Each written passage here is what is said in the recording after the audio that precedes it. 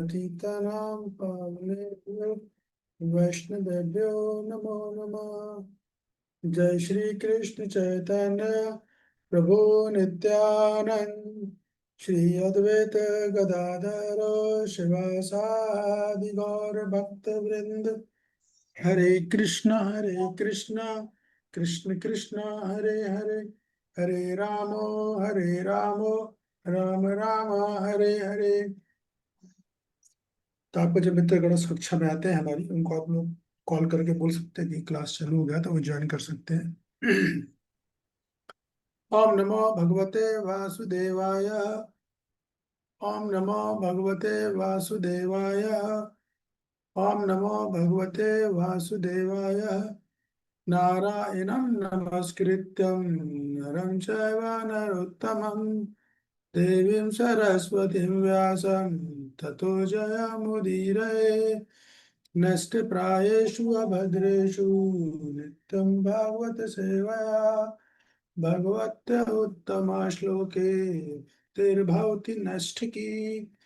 कृष्णाय वासुदेवाय देवकी नंदनाय च नंद गोप कुमाराय गोविंदाय नमो नमः। गोविंदाय नमो नमः।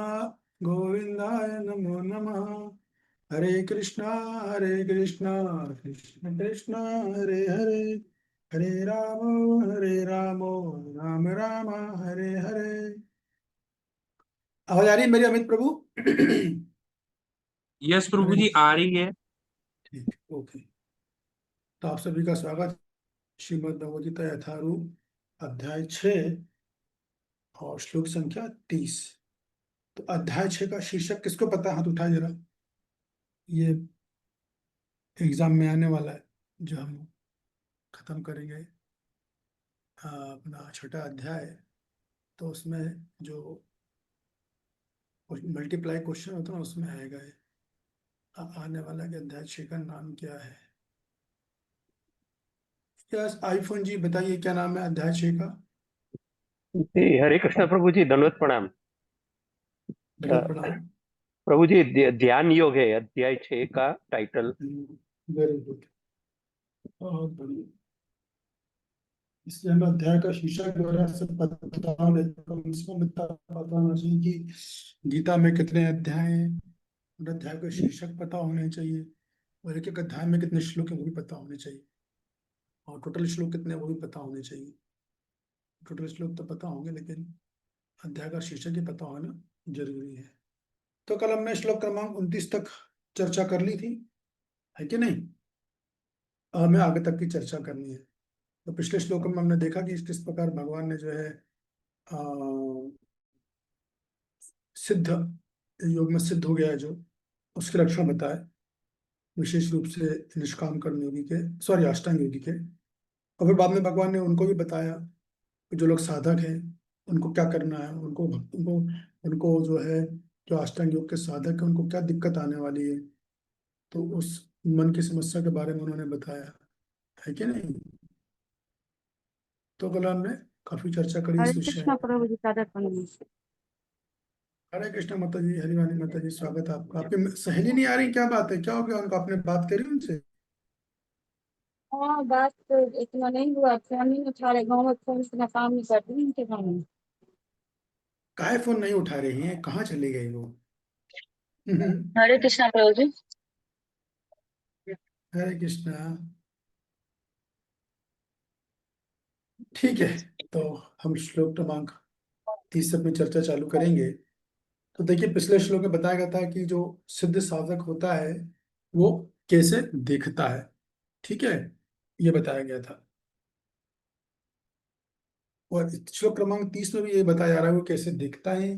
फिर आगे के श्लोक में बताया जाएगा कि वो कैसे कार्य करता है, जो सिद्ध हो चुका है, जो अष्टांग योगी सिद्ध हो गया, वो दुनिया को कैसे देखता है। तो कल भी हमने चर्चा करी, आज हम उसी का ही एक्सटेंशन है आज का श्लोक, तो हम जो है उसी की चर्चा करेंगे। लेकिन बार फिर से बोलूंगा कि आपको जो भी परिचित मित्रगण हैं जो उस कक्षा में आते हैं, तो आप उनको फोन करके बोल सकते हैं कि ज्वाइन कर लो, क्योंकि क्या थोड़ी क्लास जल्दी चालू करते हैं तो कभी कभी उनको ध्यान नहीं रहता है, ऐसा हो जाता है। ठीक है, श्लोक क्रमांक 30 कौन पढ़ना चाहेगा? यस, अंजलि अग्रवाल आप पढ़ोगे? नहीं,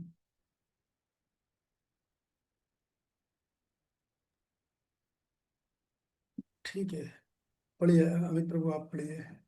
प्रभु यम जी। पश्यति सर्वत्र सर्वं च मयि पश्यति तस्साहं न प्रणश्यामि स च मे न प्रणश्यति। प्रभु जी नीचे कर दीजिए स्लाइड। हाँ, एक मिनट करना, कुछ लोगों को मैं चेक इन करना था।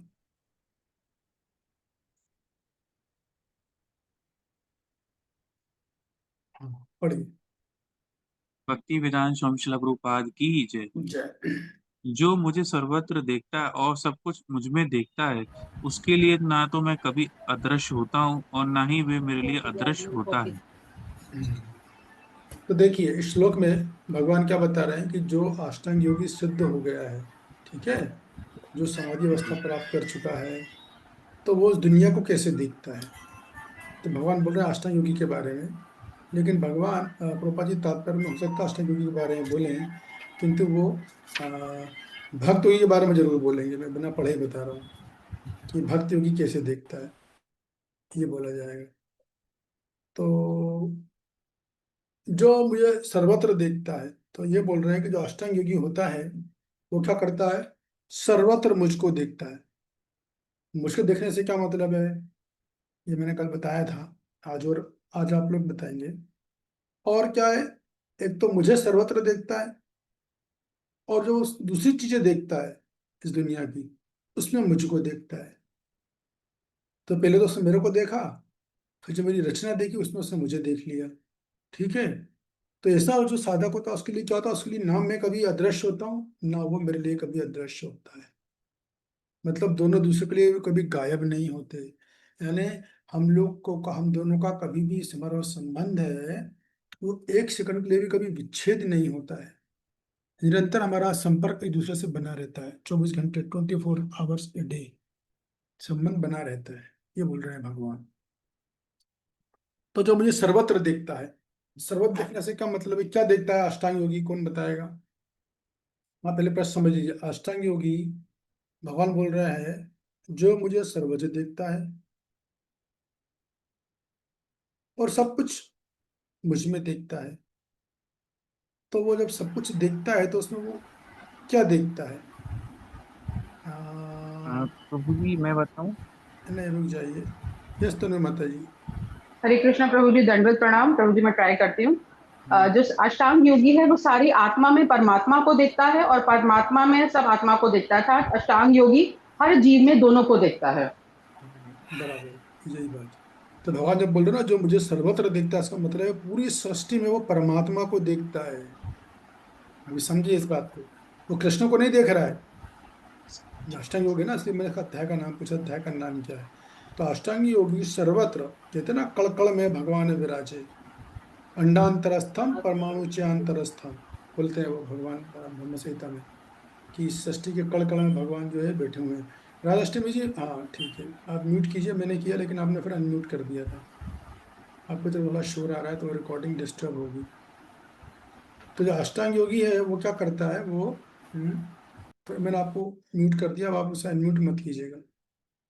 राधाष्टमी माता जी से बोल रहा हूँ मैं।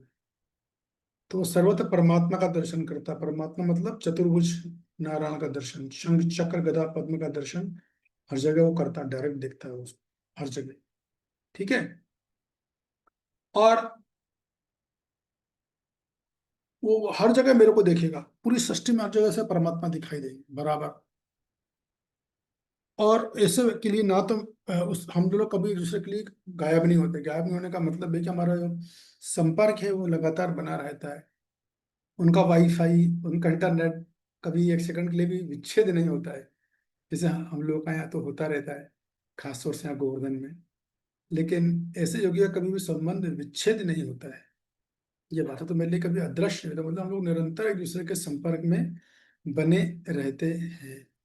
हाँ, ये हो कभी हमारा वार्तालाप नहीं हो, अलग बात है, लेकिन मेरा संपर्क जो है वो लगातार बना रहता है। मतलब वो मेरे नजर में रहता है, और मैं उसकी नजर में रहता हूँ, दोनों दूसरे बराबर निगाह रखे रहते हैं।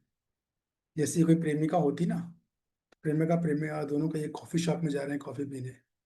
अब प्रेमी बोले मैं आता हूँ जरा 10 मिनट में मिल के, तो प्रेमिका पूरी निगाह रखती है, कहाँ जा रहा है, किससे मिल रहा है, क्या बात हुई और आगे पूरी डिटेल मांगेगी वो, कहाँ गए थे, किससे गए, क्या बात करी, क्यों, प्रेम के कारण। तो वैसे ही अष्टांग योगी और भगवान आपस में जिससे लगातार जुड़े रहते हैं, संपर्क में रहते हैं, ये बात बताई जा रही है यहाँ पे।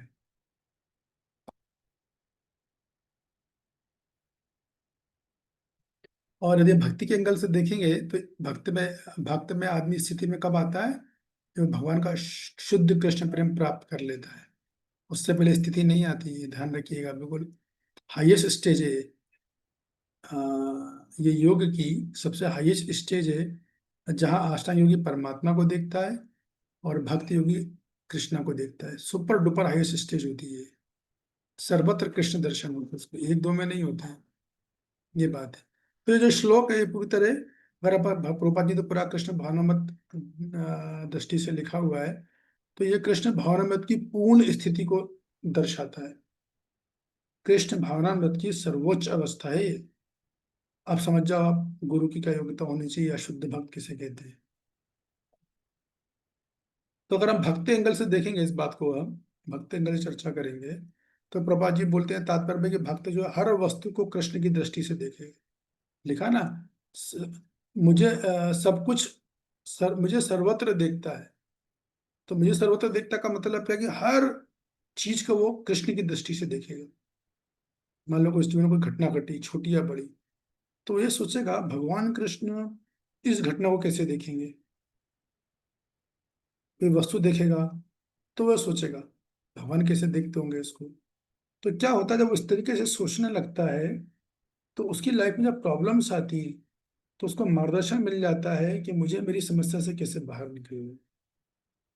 क्योंकि ज्यादातर क्या होता है बाहर की दुनिया में, इवन भक्त में भी, जब भी कोई प्रॉब्लम आती है तो हम लोग अपनी प्रॉब्लम में इतने खो जाते हैं, इतने डिटेल में, इतने छोटे छोटे डिटेल में इतने फंस जाते हैं कि मूल प्रिंसिपल से हट जाते हैं कि भगवान यदि स्थिति में है तो भगवान इस स्थिति को कैसे देखेंगे।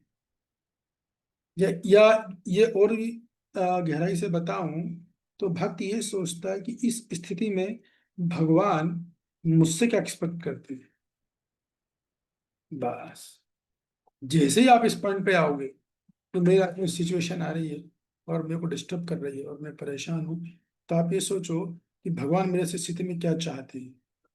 वो भगवान मेरे को क्या करते हुए देखना चाहते हैं। जैसे आप इस डायरेक्शन में जाओगे, आपको तुरंत आपकी प्रॉब्लम का स्पष्ट सॉल्यूशन मिलेगा, स्पष्ट कि अब आपको समस्या से कैसे निपटना है। लेकिन सवाल बस यही कि जब भी ऐसी प्रॉब्लम आए तो उसको जस्टिफाई नहीं करना चाहिए, डिटेल्स में फंसना नहीं चाहिए। मैंने देखा कुछ कुछ व्यक्ति की आदत होती है, बहुत डिटेल में फंसते हैं, अननेसेसरी डिटेल्स। क्यों फंसते हैं? क्योंकि समझते ही नहीं कि भगवान इस सिचुएशन को कैसे देख रहा है। वो ये नहीं समझ पाते कि भगवान भी इस स्थिति में कैसे देखना चाहते हैं, ये बात है। तो ये तात्पर्य प्रभुपाद जी का तात्पर्य ये चीज निकल के आ रही है। और क्या है,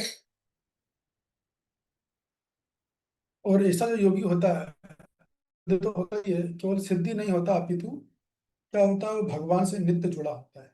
ये इंपॉर्टेंट बात है, लिखा ना कि उसके लिए ना तो मैं कभी अदृश्य होता, ना कभी वो मेरे लिए अदृश्य होता है।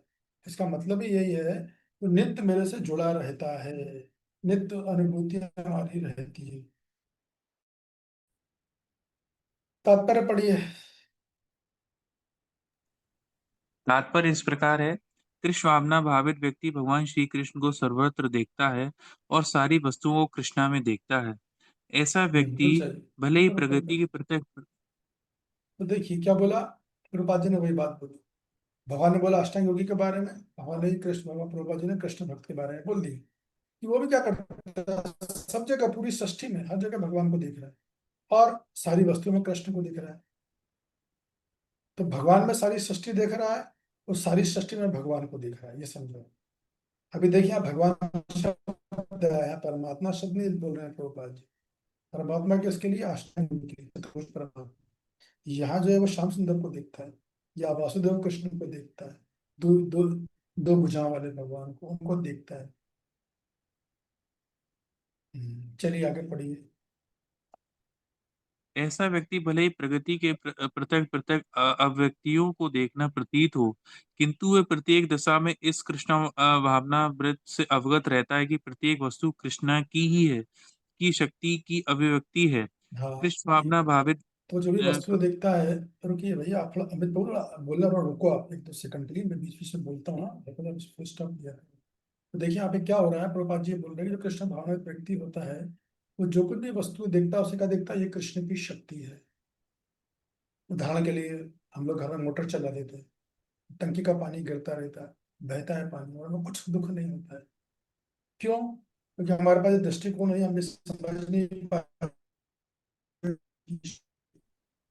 कि कोई नहीं कर रहे हैं, और हम इसका अफसोस जो उसका कर्मा है, हो सकता है भगवान ऐसी स्थिति में डाल दे जहाँ पे एक बूंद के लिए तरसना पड़ जाए।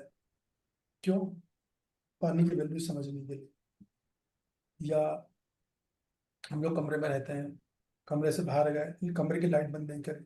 क्यों? क्योंकि हम ये बात नहीं देखते कि ये लाइट भी कृष्ण की शक्ति है। या हम लोग कमरे में गए, लाइट नहीं थी, हम स्विच ऑन कर दिया हमने और बाहर आ गए, अब बाद में लाइट आई, हम तो मार्केट चले गए और दिन भर लाइट इसी सब चल रहा है।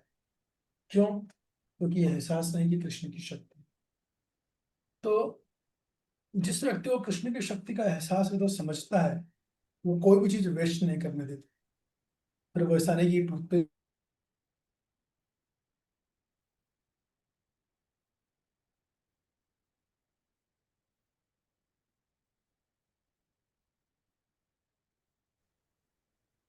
इंटरनेट डिस्टर्ब है। असल में क्या कि एक तो बारिश, एक तो बुढ़िया पूर्णिमा या गुरु पूर्णिमा की भिड़ाना चालू हो गई अभी से, और बारिश अलग है, बादल अलग है, तो बहुत थोड़ा नेट का इशू तो रहता है। तो वो जो है, क्या बोलते हैं अपना, वेस्ट नहीं करता कोई चीज। टूथपेस्ट है, ऐसे नहीं फेंक देगा, उसे पता है इसके अंदर भी टूथपेस्ट है, जो दिन में कर सकता हूँ क्योंकि कृष्ण की शक्ति है। साबुन है, दुरुपयोग नहीं करेगा। तो इस प्रकार वो हर जगह कृष्ण को, शक्ति को देखता है। मैंने कुछ एग्जाम्पल दिए कैसे हमारे डेली रूटीन लाइफ में हमको देखना चाहिए। एक रबर, एक पेंसिल का भी मैं दुरुपयोग नहीं, वेस्ट नहीं होनी चाहिए, सदुपयोग करना चाहिए। लेकिन इसमें फनेटिक भी नहीं होना चाहिए। फनेटिक का मतलब हम दूसरों को जीवन में घुस जाते हैं, दूसरों को बोलने लग जाते हैं, नहीं, अपने आप चुपचाप पालन करते रहो, बस ऐसे ही। आगे बढ़िए। प्रत्येक वस्तु कृष्ण की शक्ति की अभिव्यक्ति है। कृष्ण भावना भावित का मूल सिद्धांत ही यही है कि कृष्ण के बिना कोई अस्तित्व नहीं है और कृष्ण ही सर्वस्व है। रुक जाइए। तो ये जो भगवान बोल रहे हैं ना, क्योंकि योगी जो है सब में मुझको, सृष्टि में मुझको देखता है, और सृष्टि में सारी सृष्टि में मुझे देखेगा, और मुझ में सारी सृष्टि देखता है। भगवान बोलते हैं भक्त ऐसा होता है कि वो भी सारी सृष्टि में कृष्ण को देखता है, और कृष्ण में सारी सृष्टि को देखता है। इसका उसके बाद सिद्धांत क्या है, तो सिद्धांत ही समझना जरूरी है। सिद्धांत ये है कि इसके मतलब ये है, इसका मर्म ये है कि कृष्ण के बिना दुनिया में किसी चीज का अस्तित्व नहीं है, इसलिए वो देखता है। किसी व्यक्ति का, किसी वस्तु का कृष्ण के बिना अस्तित्व नहीं है, और कृष्ण ही सबके स्वामी है, सब ईश्वरों के, सर्व वस्तु के स्वामी वही है, इसलिए बोला गया सर्वेश्वर।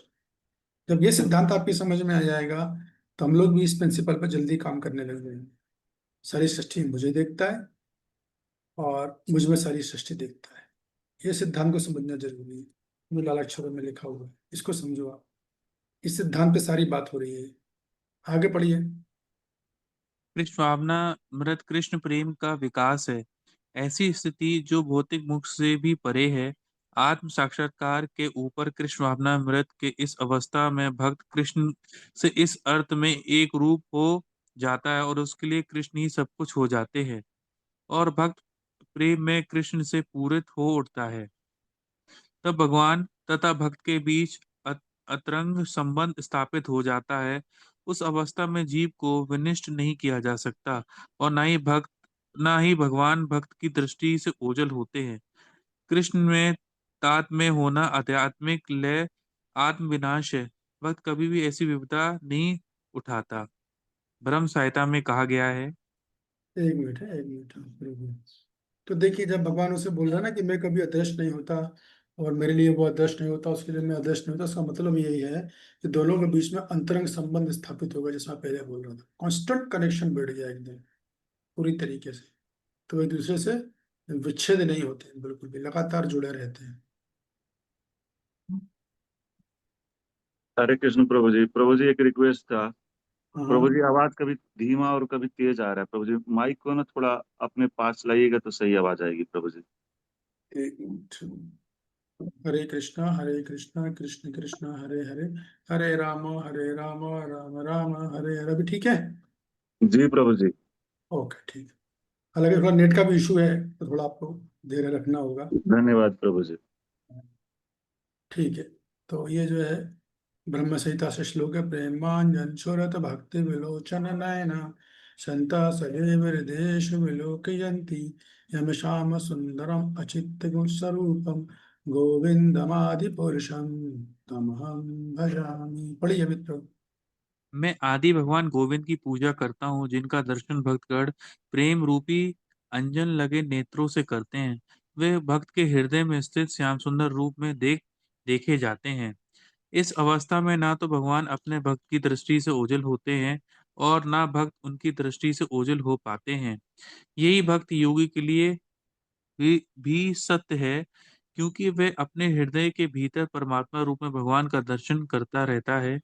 ऐसा योगी शुद्ध भक्त बन जाता है और अपने अंदर भगवान को देखे बिना एक क्षण भी नहीं रह सकता। हम्म।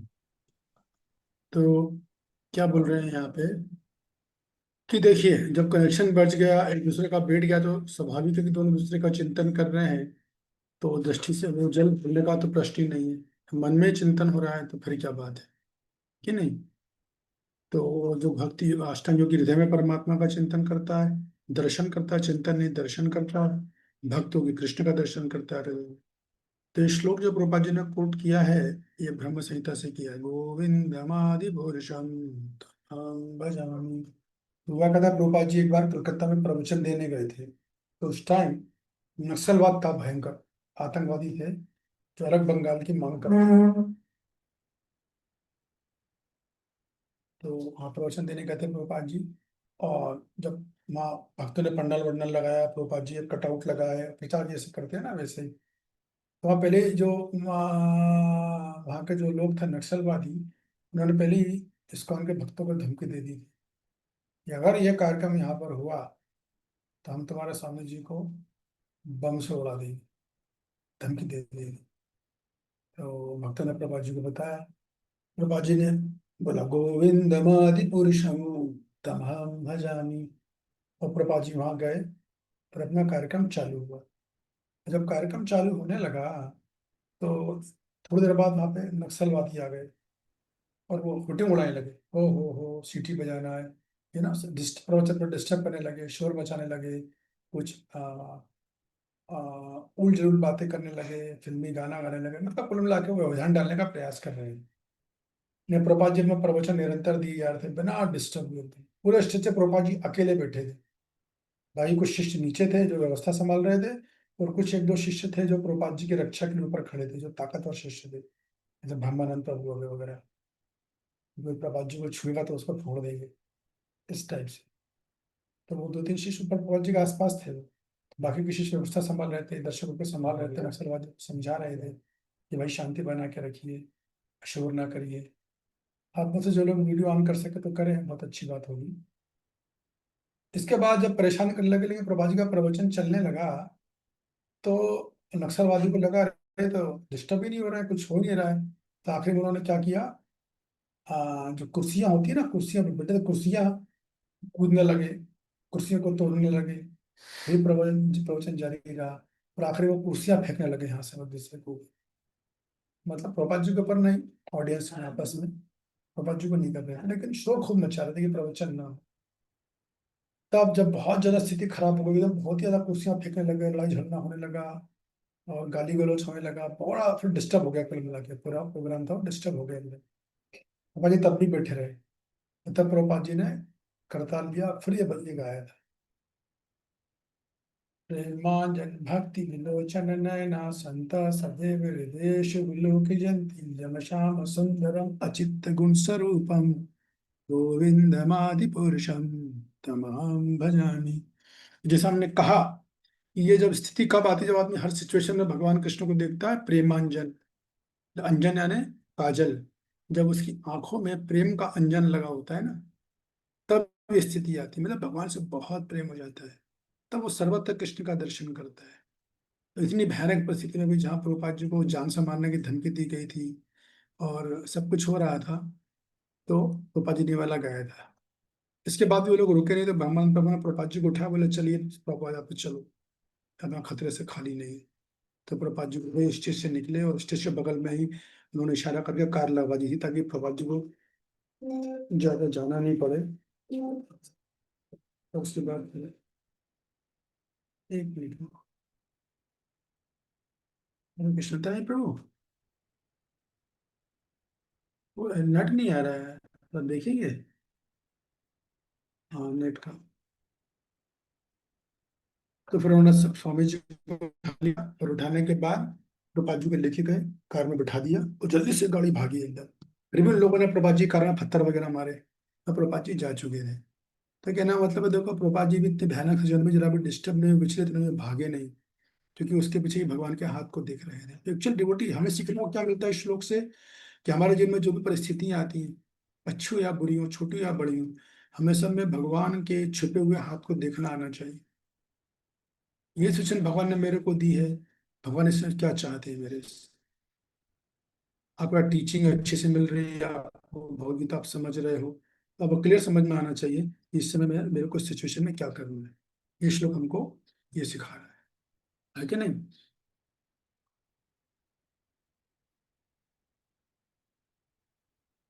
तो बलदेव विद्याभूषण श्लोक के बारे में बोलते हैं, पश्यति शब्द इमाम पश्यति सर्वत्र, जो सब जगह मुझे देखता है। तो देखने का मतलब पहले आंखों से देखना नहीं है, ये मत सोचिएगा। बलदेव विद्याभूषण बोलते हैं, देखने का मतलब वो चित्त से देखता है। ये इंपॉर्टेंट बात है। चित्त से मतलब भक्ति में आंखों से देखता है, भगवत गीता के ज्ञान के माध्यम से देखता है, उसको बोलते हैं शास्त्र चक्षु। जो भक्त होते हैं वो उस दुनिया को शास्त्र की निगाह से देखते हैं, ना कि बाहर के लोग क्या होते हैं, वो उस दुनिया को कैसे देखते हैं, अपनी निगाहों से, अपने खुद के निजी अनुभवों के आधार पर वो देखते हैं। और अपने अनुभव में उनको बड़ा विश्वास रहता है, कभी कभी गर्व भी रहता है। लेकिन भक्त कभी भी दुनिया को अपने अनुभवों से, अपने विचारों से, अपनी सोच से नहीं देखता, शास्त्र से देखता है, गीता के हिसाब से देखता है, गीता के चक्षुओं से देखता है कि हमने क्या क्या सीखा, उस हिसाब से वो देखता है, इसलिए वो विचलित नहीं होता है। ये बात है। और विश्वनाथ चक्रवर्ती पाद टीका में बोलते हैं कि भाई ऐसा जो भक्त होता है, जो हर जगह भगवान को देखता है, तो जब भगवान बोलते हैं मैं उसको नहीं छोड़ता, तो उसका अर्थ क्या है कि दोनों एक दूसरे से पारस्परिक रूप से जुड़े रहते हैं। उसको इंग्लिश में बोलता है रेसिप्रोकल रिलेशनशिप, मतलब ये ऐसे संबंध होता है, जब भगवान बोल रहे हैं ना कि ना मेरे लिए वो आदर्श होता है ना मैं उसके लिए आदर्श होता है, उसका मतलब है इन दोनों के बीच में एक आदान प्रदान में संबंध लगातार बना रहता है। ये अर्थ है इस बात का। कौन बोल रहे हैं? विश्वनाथ चक्रवर्ती पाल बोल रहे हैं, ऐसा कह रहे हैं। और अमराचार्य बोलते हैं कि ये जो श्लोक है, ये जो स्तर है, ये अनन्य भक्ति का श्लोक है। अनन्य भक्ति एक अलग तरह की भक्ति, सब में टॉप उच्च कोटि की भक्ति होती है, जिसको बोलते हैं अनन्य भक्ति, जहाँ से 24 घंटे भगवान का ही चिंतन रहता है। और जब भगवान बोलते हो मुझे देखता है, तो उसका मतलब ये नहीं कि वो कल भगवान को मंदिर में ही देखता है। ऐसा नहीं है, सर्वत्र देखता है। और जो भगवान को कल मंदिर में देखता है, वो कौन होता है पता है आपको? जो भगवान को केवल मंदिर में देखता है, वो कौन होता है? उसको बोलते हैं कनिष्ठा भक्त। जो कनिष्ठ भक्त होता है, वो भगवान को बस मंदिर में देखता है और कहीं नहीं देखता। और जो मध्यम अधिकारी होता है, वो मंदिर में भी देखता है, और अपने आसपास के लोगों में देखता है, अपनी घटना में भी देखने का प्रयास करता है। लेकिन जो उत्तम अधिकारी होता है, वो सारी सृष्टि में देखता है, हर जगह जहां देखेगा उसे कृष्ण कृष्ण देखेंगे। ये बात है।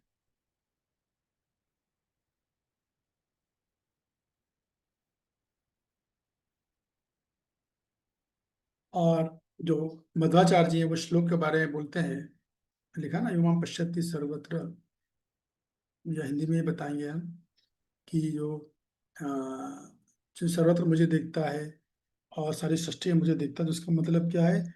इसका मतलब ये है कि सारी सृष्टि का आश्रय स्थल भगवान है।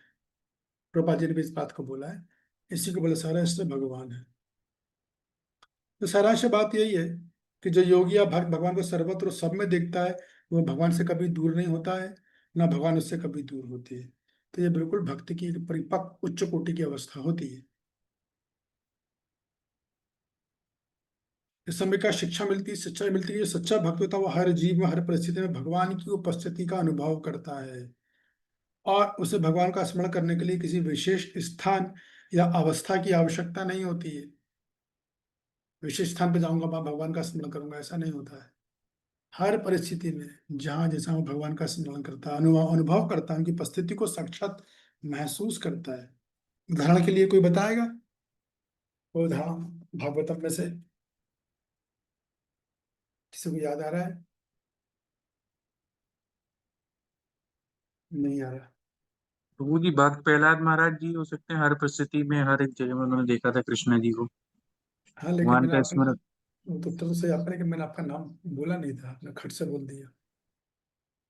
तो प्रहलाद महाराज बिल्कुल सही जवाब है।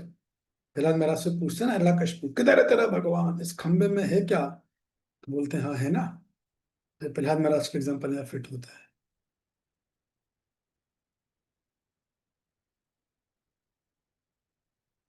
तब मेरा आप लोगों से प्रश्न, मैं सारी चर्चा तो कर ली, अब प्रश्न का उत्तर से आप समझ में आ जाएगा कि आपने जो 1 घंटे मैंने बोला, 20 मिनट, आपने क्या समझा। मेरा प्रश्न ये है, ध्यान से सुनिएगा प्रश्न को, कि क्या भगवान को सर्वत्र देखना मात्र दार्शनिक ज्ञान है, या यह भक्ति योग की अनुभूति है? रिपीट कर रहा हूं, क्या भगवान को सर्वत्र देखना मात्र दार्शनिक ज्ञान है, या यह भक्ति योग की अनुभूति है?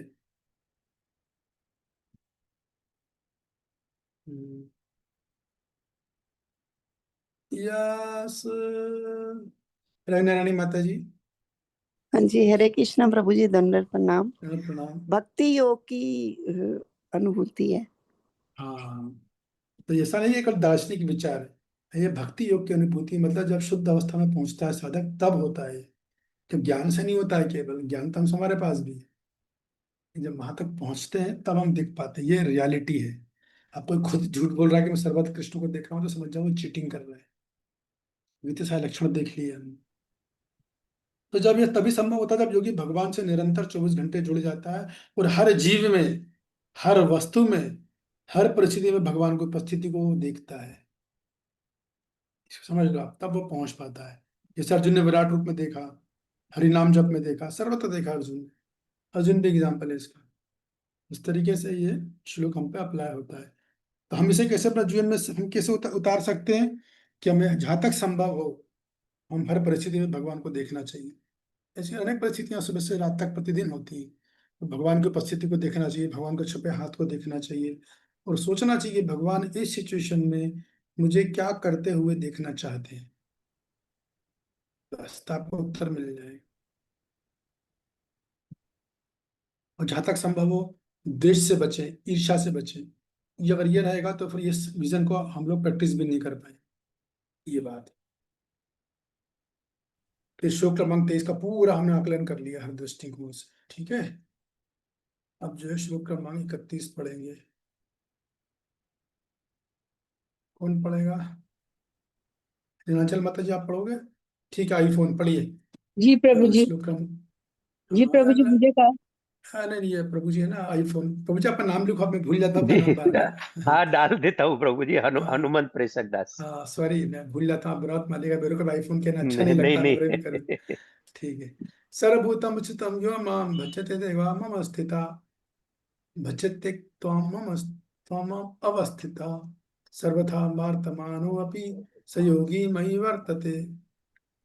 अनुवाद: जो योगी मुझे तथा परमात्मा को अभिन्न जानते हुए परमात्मा की भक्ति पूर्वक सेवा करता है, वह हर प्रकार से मुझ में सदैव स्थित रहता है। ये बहुत उच्च अवस्था है। कि जो योगी मुझे परमात्मा को अभिन्न जानकर, तो भगवान तो बोल रहे हैं अष्टांग योगी से अभिन्न। अभिन्न मतलब जो सारी सृष्टि से मैं बिल्कुल अलग नहीं हूं, ना सृष्टि मेरे से अलग है, ये जानने के बाद परमात्मा पूर्वक भक्ति करता बोला है। भजे, भज शब्द है, भजती, माम भजते, वही मैं देख रहा था, भजती शब्द बोला है भगवान ने। भजती शब्द है, परमात्मा की भक्ति करता है तो क्या है वो, तो 24 आवर्स मेरे अंदर स्थित रहता है वो एकदम, ऐसा बोला गया है। तो ये भी ये श्लोक है, पिछले श्लोक का ही विस्तार है, उसी को और भगवान और गहराई से बताया है कि जो इस प्रकार की एकत्र दृष्टि से भगवान की भक्ति का, एकत्र दृष्टि मतलब सृष्टि में भगवान को, परमात्मा को देखना, परमात्मा में सृष्टि को, नहीं, ऐसी दृष्टि को बोलते हैं एकत्र दृष्टि। म्यूट कीजिए। हनुमंत प्रश्न प्रभु, आपके पीछे से शोर आ रहा है। तो ऐसी भावना में वो स्थित होता है, विचार संसार वो किसी भी स्थिति में रहे तो भगवान के निरंतर संपर्क में आ जाता है। 24 आवर्स ए डे भगवान के निरंतर संपर्क में रहता है। ये शुद्ध भक्ति योग की अवस्था है एकदम। वो हर क्षण भगवान में स्थित रहेगा, मतलब भगवान से जुड़ा रहेगा, भगवान से संबंधित रहता है। अर्थात ना भगवान को 1 सेकंड के लिए भूलता है, ना भगवान उसको भूलते हैं। ये बात है। 1 मिनट। सर्वथा भजते कम, एकत्वम है ना, यो माम भज, भज भज धातु, भज शब्द है, इसका मतलब है भजन करना, भज धातु है, भज यानी भक्ति। इसके बाद एकत्वम, एकत्वम का मतलब होता है मिलना, तादात्म्य। तो भगवान ये कह रहे हैं कि वो एक हो जाते हैं हम दोनों। एक का अर्थ ये नहीं है कि जो वो होते हैं ब्रह्मवादी लोग या मायावादी लोग या निर्विशेषवादी, वो क्या बोलते हैं, जीव परमात्मा में मिल गया, एक हो गया, जीव का अस्तित्व खत्म हो गया। तो ऐसा नहीं है, एकात्म का ये अर्थ नहीं निकलता है। इस बात को बलदेव दत्त टीका में बताते हैं कि दोनों अलग अलग है, जीवात्मा और परमात्मा दोनों का अपना अलग अलग अस्तित्व है। ठीक है, तात्पर्य पढ़िए। तात्पर्य, जो योगी परमात्मा का ध्यान करता है वह अपने अंतःकरण में चतुर्भुज विष्णु का दर्शन कृष्ण के पूर्ण स्वरूप में शंख, चक्र, गदा तथा कमल पुष्प धारण किए करता है। योगी को वह जानना चाहिए कि विष्णु कृष्ण से भिन्न नहीं है। परमात्मा रूप में कृष्ण जन जन में हृदय में स्थित है। वही नहीं, असंख्य जीवों के हृदयों में स्थित असंख्य परमात्माओं में कोई अंतर नहीं है।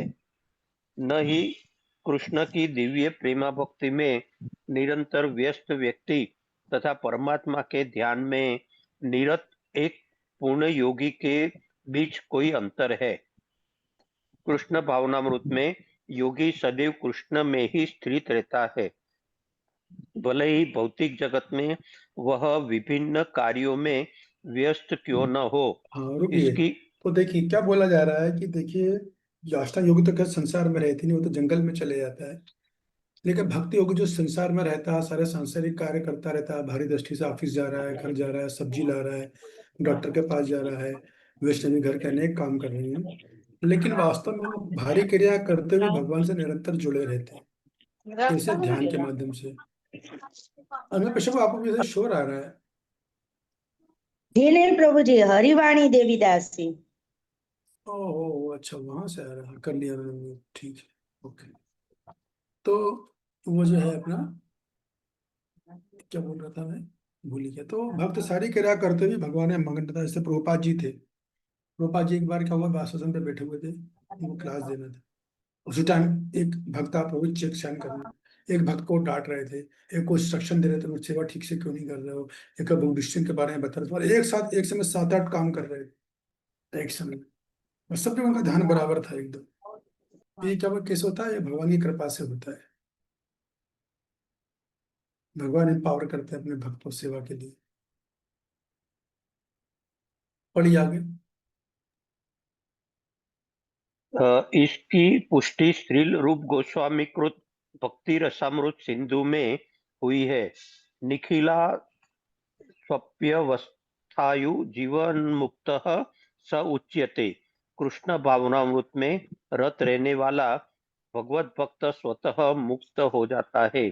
नारद पंचरात्र में इसकी पुष्टि इस प्रकार हुई है। दिक्कालाधनवच्छिने कृष्णे चेतो विधाय च तन्मयो भवति क्षिप्रं जीवो ब्रह्माणि योजयेत। देश काल में से अतीत तथा सर्वव्यापी श्री कृष्ण के दिव्य स्वरूप में ध्यान एकाग्र करने से मनुष्य कृष्ण के चिंतन में तन्मय हो जाता है और तब उनके दिव्य सानिध्य की सुखी अवस्था को प्राप्त होता है। बस रुक जाइए, ठीक है। तो सबसे आखिर में यहाँ बोला जा रहा है विष्णु एक है फिर भी सर्वव्यापी।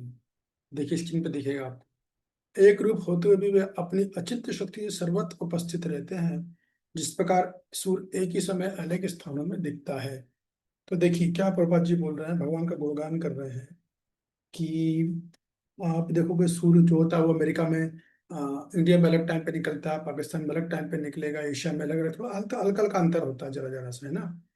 तो कोई बोलता है भारत तो ये मेरा भारत का सूरज है, कोई बोल सकता है मेरा पाकिस्तान का सूरज है, कोई बोलेगा इंडोनेशिया वाले बोलेंगे मेरा सूरज है। लेकिन रियलिटी है क्या, ऐसा नहीं। शुरू तो एक है ब्रह्मांड में, लेकिन वो अलग अलग स्थानों पे दिख रहा है। वैसे ही भगवान पूरी सृष्टि में सर्वव्याप्त है, मगर किंतु है वो एक।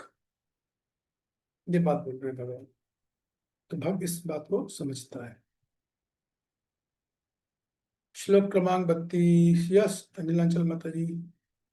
आत्मपम्मेन सर्वत्रं समं पश्यति यो अर्जुन, सुखं ववादि वा दुःखं स योगी परमो मतः। हे अर्जुन, वो पूर्ण योगी है जो अपनी तुलना से समस्त प्राणियों की उनके सुखों तथा दुखों में वास्तविक समानता का दर्शन करता है।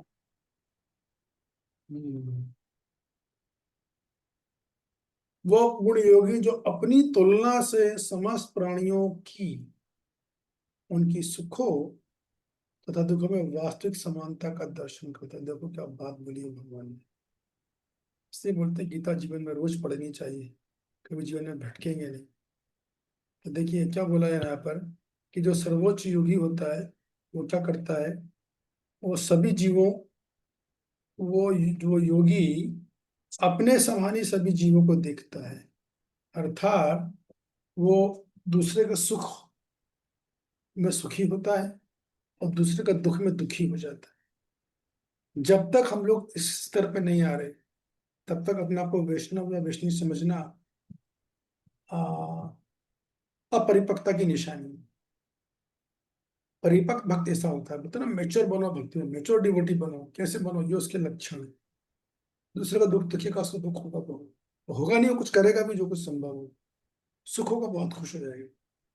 भौतिकवादी का उल्टा है, भौतिकवादी व्यक्ति दूसरों को सुखी देखकर दुखी हो जाता है और दूसरों को दुखी देखकर सुखी होता है। लेकिन अच्छा कृष्ण भक्त, उच्च कोटि का कृष्ण भक्त ऐसा नहीं। कहते ना पर दुखा वैष्णव जो होता है पर दुखा दुखी और पर सुखा सुखी, ऐसा होता है। ये बात है। तो पिछले 29 में क्या बोला गया था कि वो जो योगी है वो सभी प्राणी में परमात्मा को देखता है।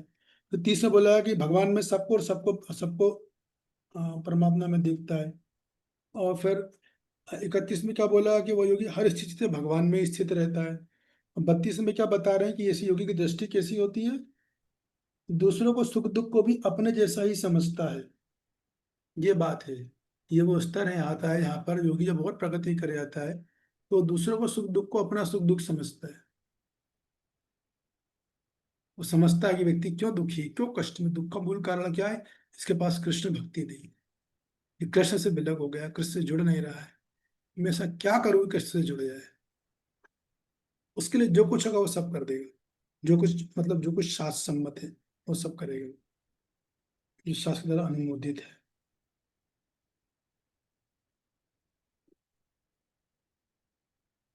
तात्पर्य पढ़िए माता जी। तात्पर्य। आपको प्रणाम। कृष्ण भावना माता जी। भक्ति कृष्ण भावना भक्ति व्यक्ति पूर्ण योगी होता है।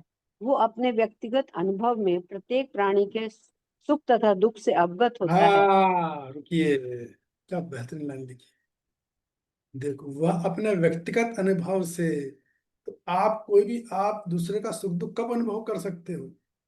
दूसरे का दुख नारद मुनि बताते हैं श्रीमद् भागवतम के 10वें स्कंद के 10वें अध्याय के श्लोक क्रमांक 21 या 24 में है। बहुत सुंदर श्लोक है वो। जब नारद मुनि बोलते हैं कि दूसरों का दुख वही समझ सकता है जो उस दुख से गुजरा हो। तो जब तक आप उस दुख से नहीं गुजरे हैं, दूसरे के दुख को समझ ही नहीं सकते, संभव नहीं। तो संभव तो इसका मतलब ये नहीं कि उससे कुछ मतलब ही ना रखें, नहीं नहीं, कुछ ना कुछ समझने की कोशिश करना चाहिए, उसको सुनना चाहिए, ध्यानपूर्वक बात को समझना चाहिए, जितना संभव कुछ कर सके तो करना चाहिए। कुछ ना कर सको तो कम से कम एक जेन्युइन प्रेयर तो करना ही चाहिए कि भगवान उसकी मदद कीजिए। लेकिन वास्तव में दूसरे को आपका दुख को वही व्यक्ति समझेगा जो उस दुख से गुजरा है, नहीं तो नहीं समझेगा। इसलिए मैं बोलता हूं, अपना दुख दुनिया में सबके सामने नहीं बताना चाहिए। आप बताओगे ना, आपकी समस्या बढ़ जाएंगी। केवल भक्तों को बताना चाहिए। भक्तों में भी मैच्योर हैं जो लोग, जो शास्त्र अच्छे से समझते हैं, उनके सोचने, उनके प्रार्थना करने से बहुत कुछ हो सकता है। अगर दुनिया दुनिया के लोगों की तो आदत यही, जरा सा दुख हो कि सबको बताने चल देते हैं, बोलते किसको बोले, ढूंढते रहते हैं। तो भक्ता क्या, वो उस फेज से वो निकला है, दुख से निकला है, इसलिए वो दुख को समझता। नारद मुनि बोलते हैं क्योंकि वो उस कष्ट से गुजरा है, तो दूसरे कष्टों को समझता ही नहीं है, बल्कि उसके लिए कुछ करने का प्रयास भी करता है। कहते हैं ना वो बंगाली में कहावत, आप में से कोई बंगाली है यहाँ पे क्या? कोई है बंगाली यहाँ पे? अरे कांता रानी माता जी आप नहीं हो क्या? हाँ वही तो, मैंने कांता रानी माता जी होंगे। तो अभी कांता रानी माता जी बंगाली ही बोलूंगा, वो उसकी हिंदी बताएंगे। क्या है, बांझन का जाने प्रसव वेदना करके है ना, ऐसा बोलते हैं। तो इसका मतलब ये होता है कि मान लो कोई ऐसी महिला है जिसको कि ये नहीं होता, क्या बोलते हैं जिसको बच्चा नहीं होता है, तो वो जब किसी ऐसी महिला को देखेगी जिसको बच्चा होने वाला, डिलीवरी होने वाली है, तो उसकी वेदना को समझेगी नहीं, क्योंकि वो कभी उस अनुभव से गुजरी ही नहीं है, तो वो कभी नहीं समझ पाई। क्या बोलते हैं कांता रानी माता जी बंगाली में, क्या बोलते हैं उसको? बाजी की जाने काजिर शोक। अच्छा, भाजी का जाने काजी शुक। हाँ बाजी की जाने काजिर शोक। हाँ हाँ। तो वही बात है, अब तक आपने गुजरा नहीं, वो दूसरे के दुख को नहीं समझेगा। इसलिए अपना दुख का गुरुना सबके सामने नहीं गाना चाहिए, ये बात है। या एक वो भी होता है कि इंग्लिश में बोलते हैं only the wearer knows where is the shoe pinches. जिस आदमी कभी कभी जूता पहन लेते हैं गलत साइज का जूता, तो जूता पैर को काटता है। तो चूंकि आपको काटा है, जब अगला आदमी आपको बोलेगा तब आपको समझ में आएगा, अरे हाँ हाँ मुझे पता है, बहुत दर्द होता है। या किसी को दांत का दर्द होता हो, यदि किसी ने दांत का दर्द सहा होगा ना, बहुत पीड़ा होती है। दांत के दर्द से भयंकर पीड़ा होती है, मैंने सब सह के निकला हूँ। तो जब तक आपको दांत का दर्द आपने सहा, तो आप दूसरे के दर्द को समझोगे, नहीं तो नहीं समझोगे। तो वही बात है प्रभुपाद जी बोल रहे हैं। तो भक्ति जो होता है, वो अनुभव में गुजरा है उस दुख से सुख से, तो वो समझता है। और समझता ही नहीं ऐसे समझ के रख के, हाथ पाथ रख के बैठ गया, नहीं कुछ करता भी है। समाधि के जो पीड़ा से गुजरा है, नारद मुनि बोलते हैं कि जिसने कष्ट सहा है, तो दूसरों को उसी कष्ट में देखता है, तो वो क्या करता है, वो सबसे पहले ये सोचता है भगवान इसको कष्ट में ही नहीं है, क्योंकि उसने वो कष्ट गुजारा है, तो उसके लिए कुछ करता भी है। और वो कभी नहीं चाहता इस व्यक्ति को एक कष्ट, क्योंकि उसने वो कष्ट भोगा है, उसको दर्द पता है। ये बात है। आगे पढ़िए। जीव के दुख का कारण ईश्वर से अपने संबंध का विस्मरण होना है। ये है सुख मूल कारण का संसार में दुखों का, इसको नोट कर लो आप। भगवान से भूलना, जब आपको बोल रहा था ना, तो भक्ति यही करता है, दुख में है क्योंकि भगवान को भूल गया है। भूलिया तुम्हारे संसार है अच्छिया, तो भगवान से जोड़ता है। आगे पढ़िए। सुख का कारण कृष्ण को मनुष्यों के समस्त कार्यों का परम भोक्ता, समस्त भूमि तथा लोकों का स्वामी एवं समस्त जीवों का परम हितैषी मित्र समझना है। हाँ तो देखिए, सुख में रहना तो क्या करना है, ये जो हमने चर्चा करी थी बहुत, 5वें अध्याय का आखिरी वाला श्लोक, 29वां श्लोक। कोई वाला श्लोक बोल सकता है? चर्चा कर चुके हम, वही श्लोक लिखा है यहाँ पे। बोलिए अमित प्रभु। 5.29 का बोलना है प्रभु जी। नहीं नहीं, आप पता है श्लोक आपको? हाँ जी, पता है प्रभु जी। बोलिए। भोक्ताराम यत्तपस्यं सर्वलोकामहेश्वरं सुहृदं सर्वभूतानां ज्ञात्वा मां शांति पृच्छति। बस, तो ऐसा व्यक्ति जब इस सिद्धांत का पालन करता है तो वो सुखी रहता है। वो दूसरों को भी सोचता है कि दूसरों को भी सिद्धांत समझा दो कि कृष्ण ही परम भोक्ता है, समस्त भूमि के लोगों के मालिक है, हम यहाँ दास हैं और भगवान सबके हितैषी। ये बात है। आगे पढ़िए।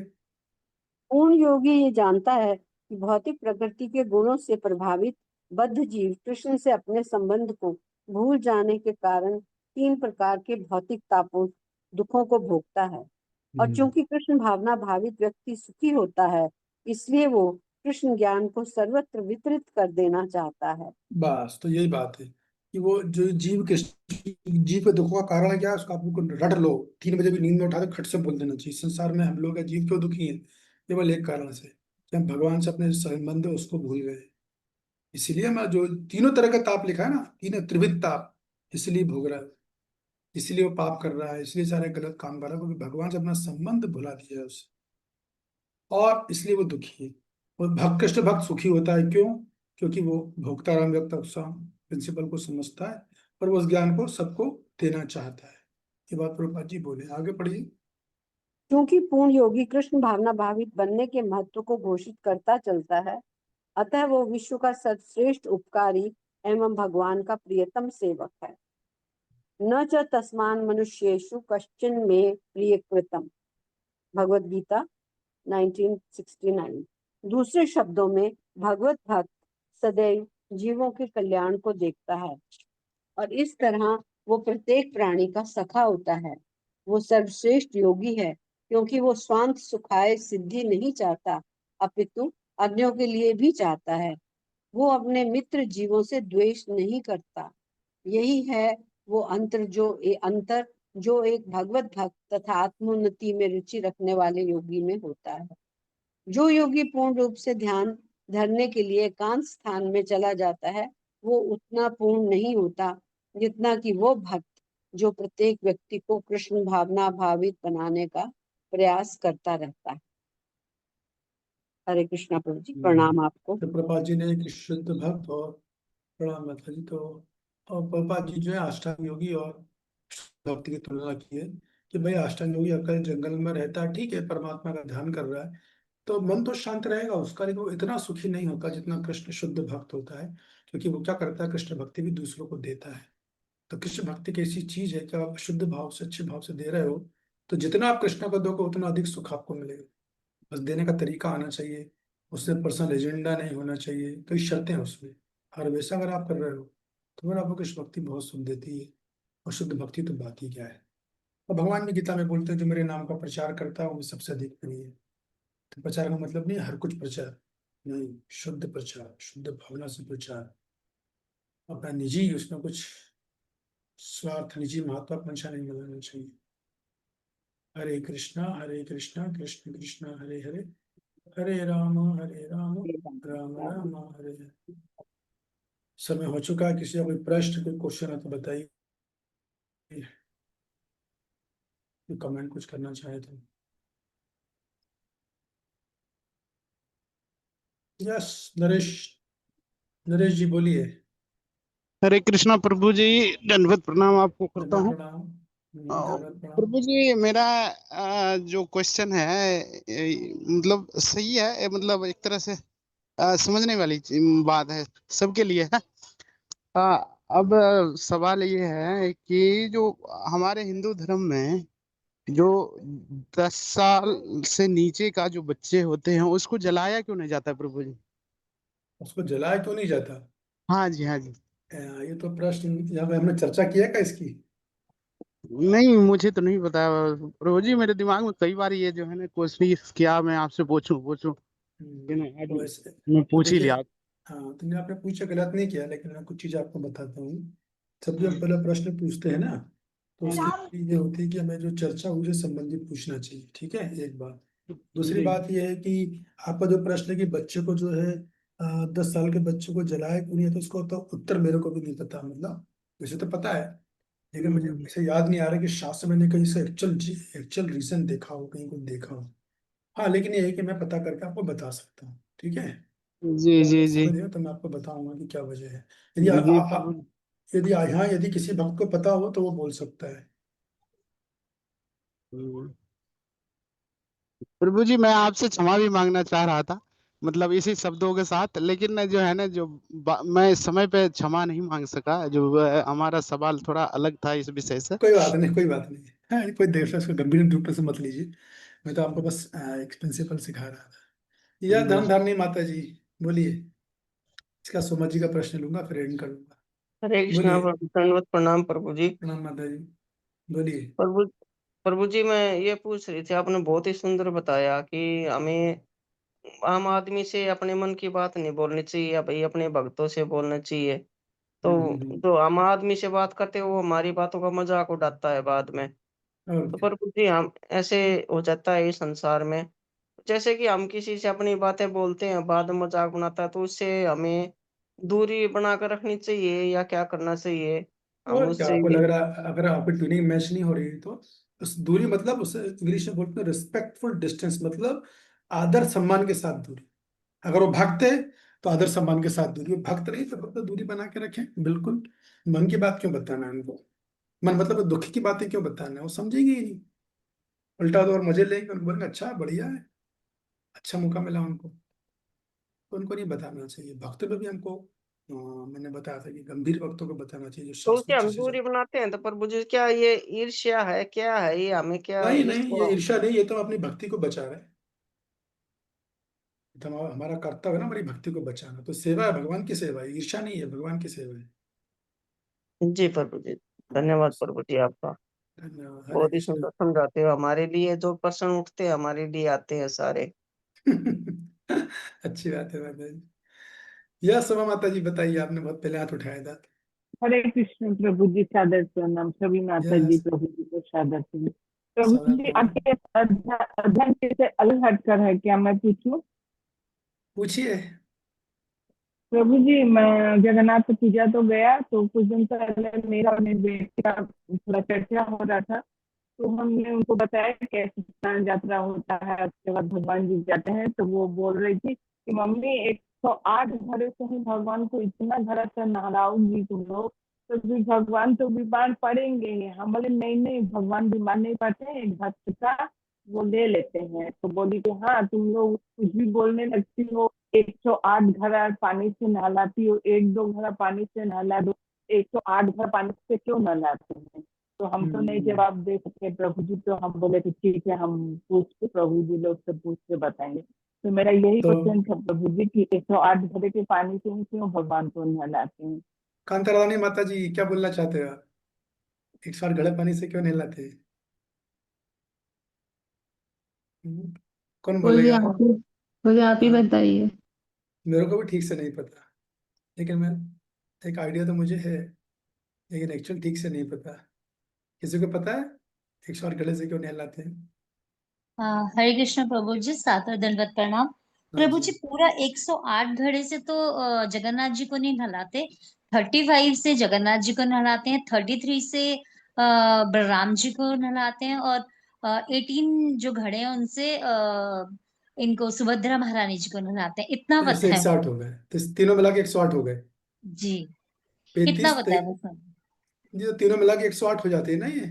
हाँ जी, हाँ जी, हाँ 35 और जी। प्रभु जी, 35 श्री जगन्नाथ जी, और हम्म, 33 श्री बलराम बलदेव। जी, और सॉरी, हाँ जी, बलदेव जी, और 18 श्रीमती सुभद्रा महारानी। अच्छा अच्छा।